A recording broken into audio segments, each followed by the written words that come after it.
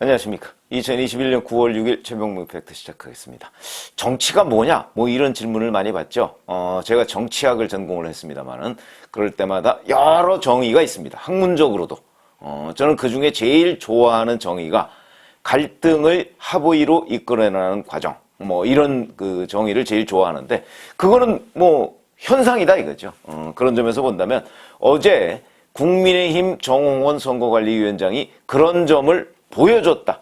몸소 실천해서 보여줬다. 그래서 오늘은 그 부분을 논평해드리기로 하겠습니다. 무슨 얘기냐면 사실 잘 아시다시피 역선택 방지, 저도 뭐 몇 번 해드렸습니다만 그건 분명히 정치 현상으로서 존재합니다. 왜 그러냐? 그거는 바로 민주당 지지자 중에 확고부동한 사람들, 그러니까 무슨 얘기냐면 뭐 심하게 얘기하면 이런 겁니다. 손가락 하나로 왔다 갔다 할 수 있는 정도, 누군가가 좌표를 찍으면 그거에 따라서 집단이 움직이는 현상, 그런 것들이 다른 당에는 그다지 많지 않은데 민주당에는 유난히 있다. 뭐 그런 것들을 뭐 대깨문으로 표현하기도 하고 뭐 아니면 뭐 무슨 뭐 요새는 뭐 대깨명 뭐 이렇게 표현하기도 하고 뭐 이런 건데, 그런 아주 균질한 집단, 그게 지역적이든 아니면 연령대별이든 존재한다는 것이죠. 우리 정치에는 그게 존재합니다. 근데 그거를 누가 좌표를 찍어주지 않으면 또 그런 현상들이 그냥 희석되고 마는데, 이번의 경우에는 그게 있었습니다. 왜 그러냐면 2017년의 경험이 있었기 때문이죠. 2017년 대선 때 그때 그 지금 국민의힘 전신 그 후보가 홍준표 후보였습니다. 근데 이번에 재수를 하게 되죠. 자, 그러면 홍준표 후보가 재수를 하게 되는데 그때 홍준표 후보한테 이 씌워진 이미지가 있었습니다. 바로 막말 이미지죠. 그리고 여전히 지금도 홍준표 후보는 그 경계선 뭐 이런 걸 넘나들고 있고요. 그런 비판을 받을 소지가 매우 많은 후보인 것은 아마 본인도 알 겁니다. 그 대표적인 경우가 바로 이번에 노무현 전 대통령 묘소인 봉하마을에 가서 뭐 간 것까지는 뭐 그럴 수 있다. 뭐 모든 대통령의 묘소에 가서 뭐 내가 앞으로 내년 대선에서 꼭 당선되겠습니다라는 거 충분히 그건 뭐 예의죠, 일종의. 할 수 있다고 저는 보는데, 자, 거기 방명록에 뭐라고 썼냐면 2002 노무현처럼이라고 썼습니다. 지금 국민의힘 경선에 나온 사람이 2002년 노무현 후보처럼, 물론 본인이 왜 그렇게 썼는지는 저는 알죠. 그거는 그때처럼 역전을 하겠다. 그러니까 이인재 후보한테 역전한 노무현 후보, 그 다음에 이회창 후보한테 역전한 노무현 후보, 뭐 이게 되겠다, 이런 의미로 저는 받아들이고 있습니다. 저 같은 전문가들은 그렇게 받아들이고 있는데, 일반 국민들이나 아니면 그러니까 민주당 지지자는 노무현 후보를 닮겠다고? 에이, 무슨 말도 안 되는, 이렇게 생각할 가능성이 높고 다수가 그렇게 생각한다는 겁니다. 국민의힘 지지자는 뭐라고 생각할까요? 이 사람 뭐 경선 포기했나? 아니 지금 뭐 본선 치르는 줄 알아? 이렇게 생각할 가능성이 다수다. 다수가 그렇게 생각할 것이다. 그러면 홍준표 후보의 그 선택은 이거는 신의 한 수가 아니고 신의 악수다. 이렇게 우리가 충분히 평가할 수 있는 대목이죠. 그 역선택 현상이 틀림없이 있습니다. 그건 뭐 수치로, 데이터로 다 나타나는 것이고요. 그걸 부정하는 사람은 그건 그냥 조사 전문가들 중에 일부 부정하는 사람이 있습니다. 그 얘기는 조사 결과를 뒤집지는 못한다. 뭐 이런 의미로 저는 받아들여지는데, 저는 조사 전문가가 아니고 정치 현상을 분석하는 사람이기 때문에 정치 현상으로서는 충분히 있다 지금. 그게 데이터로 나오는데 어떻게 그걸 부정하느냐 하는 부분이고요. 그래서 자, 바로 그 문제 가지고 이제 윤석열 후보는 본인은 뭐 선관위 결정에 따르겠다고 했는데 이제 거기 상황실장인 장제원 의원이 가서 아니 역선택 방지 조항을 넣어야 된다 이렇게 주장을 해서 이제 약간 오락가락하는 듯한 그런 인상을 보였고, 최재형 후보는 시종일관 역선택 방지 조항을 넣어야 된다고 얘기를 했고, 그 대척점에 서 있는 사람이 홍준표 후보와 유승민 후보였습니다. 자, 이렇게 하다 보니까 서로 이게 조정이 될 리가 있습니까? 그러니까 이제 뭐 심지어는 그 유승민 후보 같은 경우는 정홍원 선거관리위원장한테 윤석열 캠프로 가라 이렇게 얘기했는데, 정확하게 얘기하면 윤석열 캠프가 아니고, 왜냐하면 이걸 시종일관 강력하게 주장했던 사람은 최재형 후보이기 때문에 최재형 캠프로 가라고 얘기해야 되는 거죠. 그건 유승민 후보가 1위 후보인 윤석열 후보만 지금 지목을 해서 공격을 하기 때문이지, 정확하게 얘기했으면 최재형 캠프로 가라고 해야 되는 맞는 거죠. 그런 점으로 본다면 이런 갈등을 이걸 어떻게 조정할까? 왜냐하면 저는 사실은 몇 차례 이 역선택 문제에서 이거 합의 잘 안 될 거라고 제가 말씀을 드렸습니다. 그러나 그렇다고 그래서 그러면 철회하느냐, 선관위원장이. 그러면 선관위원장의 권위가 무너질 뿐더러 이미 엄연히 존재하는 현상을, 존재하는 불공정을 국민의힘 경선 과정에서 본다면 이거는 엄연한 불공정입니다. 민주당 지지자가 와서 무슨 생각으로 국민의힘 후보 중에 누가 제일 낫다 이렇게 얘기하겠습니까? 그 사람들이 낫다고 생각하는 기준은 민주당 후보가 될 가능성, 어제 대전, 충남, 세종, 충북 다 했죠? 55% 정도 이재명 후보가 압승을 했습니다. 이재명 후보가 제가 된다고 말씀드렸잖아요. 그리고 이낙연 후보는 이재명을 넘지 못한다. 제가 벌써 거의 한 달 정도 된 거로 기억을 하는데, 사실상 확정된 겁니다. 엄청난 무슨 갑작스런 이재명 후보의 결격 사유가 발견되지 않는 한. 근데 저는 대부분의 악재는 나타났고, 아마 있다면 본선에서 약간의 악재, 물론 그게 결정적일 수도 있지만 그런 것이 나올 가능성이 있다. 그건 뭐냐? 성남시장을 할 때 또는 경기도지사를 할 때 이때 본인이 했던 몇 가지에 대해서 의혹이 있습니다. 그 의혹은 지금 일부 지방지 같은데 조금씩 나타나고 있는데, 그런 것들이 아직은 이렇게 우리가 이제 기자들 용어로 쿠킹이라고 하는데 이렇게 숙성이 좀 덜 됐습니다. 왜냐하면 좀 거칠게 기사화된 측면이 있거든요. 그걸 정밀하게 다듬으면 충분히 가능성이 있다. 그런 것들이 나타나기 전에는, 그거는 근데 본선에서 나타날 가능성이 있기 때문에 예선은 끝난 것이다. 저는 거의 그렇게 봅니다. 그러면 이제 이재명 후보를 지지하는 민주당 사람들은, 민주당 지지자들은 국민의힘 후보 누가 되는 것이 좋느냐 이렇게 질문을 받으면 당연히 이재명 후보가 이길 만한 사람을 선택하겠죠. 이게 역선택입니다. 그건 수치로 이미 나타나고 있고요. 그러니까 이게 합의가 잘 안 될 거다 제가 얘기를 했고, 그러나 그냥 철회할 수는 없으니까. 근데 당초와는 1차 경선, 2차 경선, 3차 경선이 있죠. 1차 경선이라는 건 9월 15일 날 이제 8명으로 압축하는데 그때는 100% 여론조사. 2차 경선은 4명으로 압축하는데 10월 8일. 3차 경선이 이제 마지막이죠. 이때는, 2차 경선 때는 7대3, 여론조사 7, 책임당원, 그러니까 권리당원, 책임당원이라고 하죠. 이 국민의힘은. 책임당원, 대의원 3.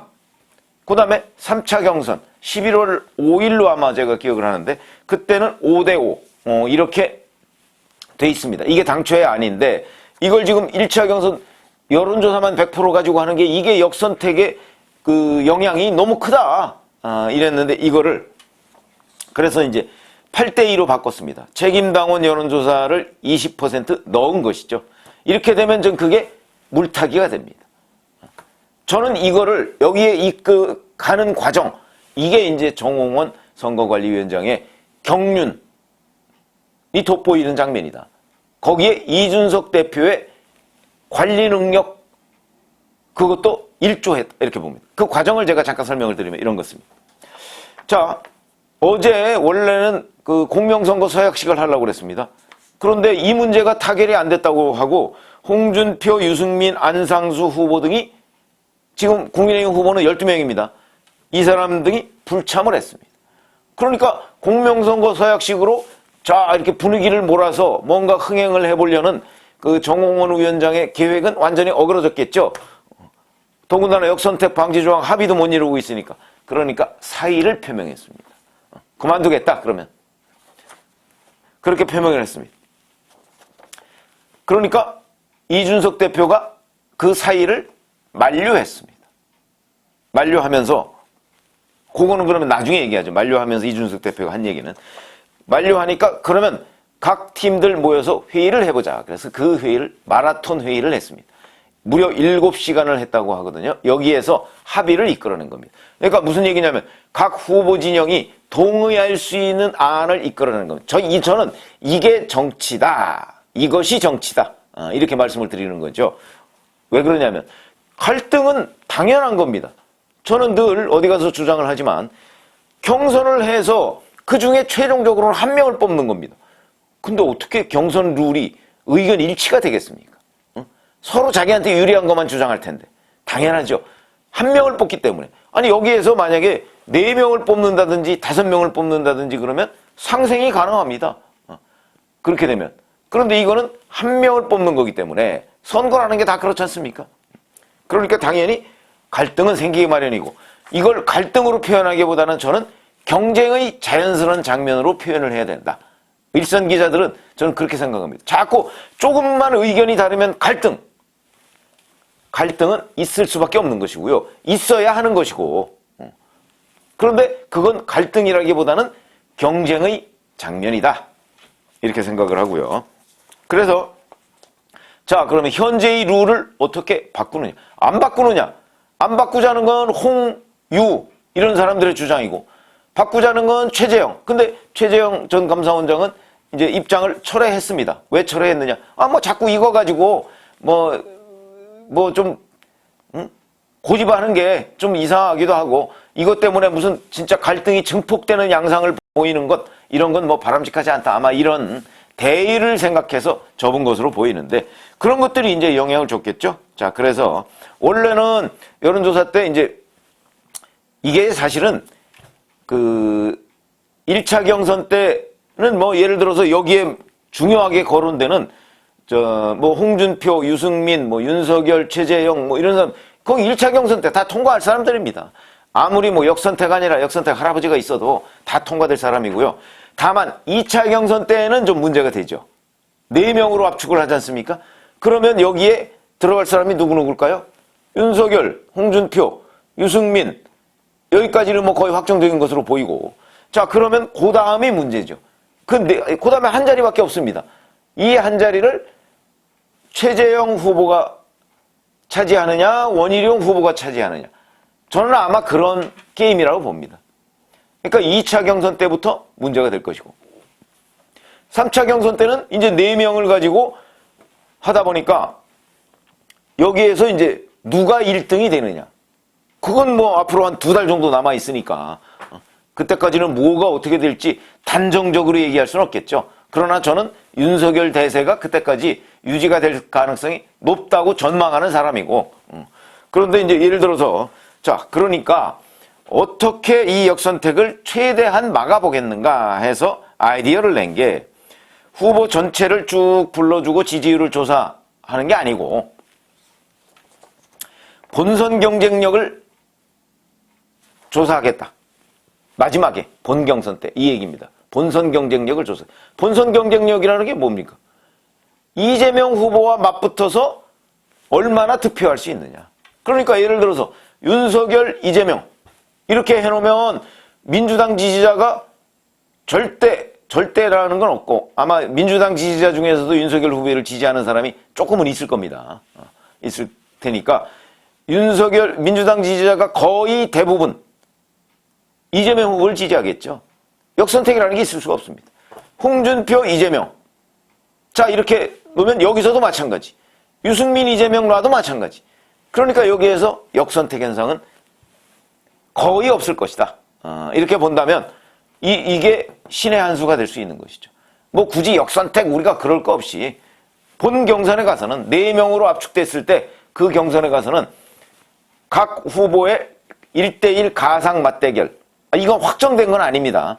다만 확정된 거는 본선 경쟁력을 조사한다는 것이죠. 그럼 본선 경쟁력이라는 게 아마 이런 게 되지 않을까? 이렇게 지금 예상을 하는 거죠. 그럼 이렇게 해서 그걸 각각 점수화해서 그걸 이제 최종 후보 결정의 그 기준으로 삼는다. 이게 이제 유력하게 검토되는 아니라는 거죠.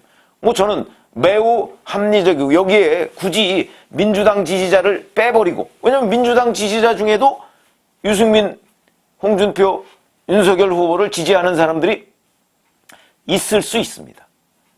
뭐 대략 한국갤럽 조사 보면은 한 뭐 1% 내지 한 3, 4, 5% 정도까지 나오더군요.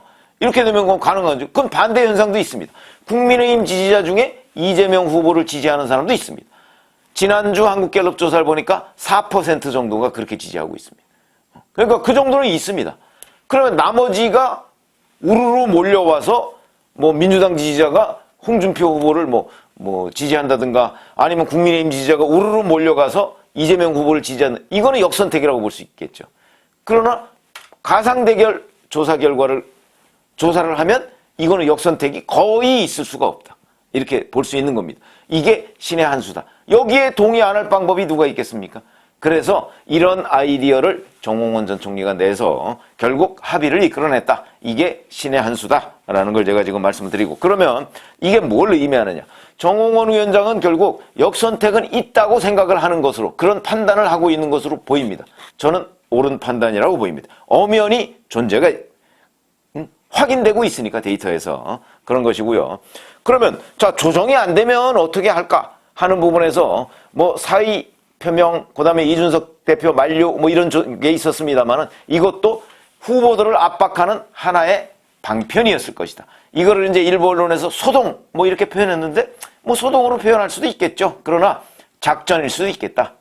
이런 생각을 하게 되고, 자, 이 과정에서 저는 이준석 대표의 모처럼 대표 리더십이 발휘가 됐다고 봅니다. 자, 이랬을 때 어쩔 줄 몰라 하면서 뭐 이게 유승민 편을 들어야 되나, 뭐 아니면 뭐 최재형 편을 들어야 되나, 뭐 우왕좌왕 할 수도 있거든요. 그런데 중심을 잡았다. 이렇게 봅니다. 뭐라고 얘기했냐면, 공정경선을 서약하는 행사에 빠진 인사들이 있는 것 같아서 당대표로서 매우 유감이다. 거의 모범 답안이죠. 그러면서 정홍원 위원장은 국민의힘 지도부의 무한 신임과 지지를 받고 있다. 재신임해 준 겁니다. 사표를 만료하고 재신임해 준 겁니다. 자, 이렇게 되니까 정홍원 위원장의 이른바 우리가 말빨이라고 그러죠. 말빨이 훨씬 더 강화되고 권위가 배가 된 겁니다. 이렇게 되니까 합의를 이끌어낼 수 있었던 것이죠. 그러니까 이 합의의 원군의 대표격이 이준석 대표다. 이것도 또한 신의 한 수에 버금가는 대표다운 행동이다. 저는 이렇게 봅니다. 그래서 정말 이준석 대표가 모처럼 대표다운 정치를 했다. 저는 이렇게 봅니다. 이런 것들이 바로 정치다. 이런 생각을 하게 되고요. 자, 이제 일부 언론 매체에서 자, 그러면 앞으로는 순항이냐? 아니다. 뭐 여론조사 설문, 토론의 형식, 횟수 뭐 이런 걸로 고도 또 충돌할 것이다. 뭐 이런 얘기들이 많이 있는데, 글쎄 그걸 충돌이라고 보지 말자. 제가 초반에 말씀을 드렸죠. 충돌이라기보다는 그거는 합의를 조정해가 나는 과정에서 당연히 의견이 다를 수 있다. 전 그렇게 생각하고요. 예를 들어서 여론조사 설문, 이거는 전문가의 영역입니다. 그리고 민주당의 사례가 있습니다, 이미. 그리고 과거 사례도 있고요. 그러니까 이거는 어찌 보면 충분히 금방 조정할 수 있는 내용이고, 토론의 형식과 횟수, 뭐 이것도 민주당 사례가 있고, 그 다음에 아마 이것도 또 똑같이 홍준표, 유승민 뭐 이런 후보들이 이제 횟수를 늘리고 뭐 형식을 뭐 1대1 맞짱 토론 뭐 이렇게 하려고 할 텐데, 본선에 가면 4명이기 때문에 맞짱 토론이 가능하지만 지금 예선이나 아니면 2차 경선 때, 이때는 예선은 8명으로 압축하는데 8명이 무슨 토론을 하면요 어수선합니다. 어수선해서 아마 횟수가 그렇게 많지도 않을 거고요. 시청률도 거의 없을 겁니다. 이제 2차 경선에서 4명으로 압축하게 되면 그때는 이제 가능하게 되죠. 1대1 토론도 가능하게 될 것입니다. 뭐 이런 부분은 글쎄요. 뭐 이것도 횟수, 형식, 뭐 저는 뭐 아마 초반에 딱 각각의 패를 까놓으면 굉장한 의견 차이가 있을 겁니다. 그럼 그거는 이제 얘기할 역선택 조항 같은 것도 이렇게 합의를 이끌어내는데 이런 정도는 정말 아무것도 아니다 라는 관점에서 본다면 이거는 갈등의 축에도 끼지 못할 것이다 이렇게 생각이 든다면 앞으로 큰 변수도 별로 없어 보인다. 그리고 정홍원 위원장의 지금 이렇게 어제 보여준 이런 정도의 정치력이라면 충분히 돌파 가능하다. 저는 이렇게 판단을 하고, 오늘은 어제 정홍원 위원장의 신의 한 수 이런 부분을 말씀을 드렸습니다. 감사합니다.